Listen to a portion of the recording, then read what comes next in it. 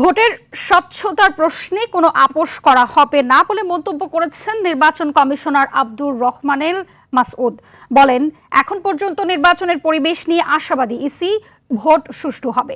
আগারগাঁও নির্বাচন ভবনে এসব মন্তব্য করেন তিনি। এ সময় ঋণ খেলাপি, দ্বৈত নাগরিকত্ব সহ যে কোনো তথ্য গোপন করে নির্বাচনে অংশ নিলেও পরবর্তীতে ব্যবস্থা নেওয়ার কথা জানান নির্বাচন কমিশনার। এদিকে দেশের ভেতর আজ থেকে পোস্টাল ব্যালট বিতরণ শুরু করা হবে বলে জানিয়েছেন নির্বাচন কমিশনের সিনিয়র সচিব আক্তার আহমেদ।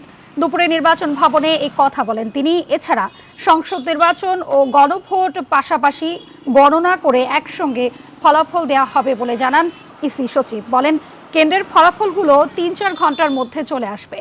এ সময় বিদেশে আচরণবিধি লঙ্ঘনের দায় ব্যক্তি পর্যায়ে বলে মন্তব্য করেন ইসি সচিব।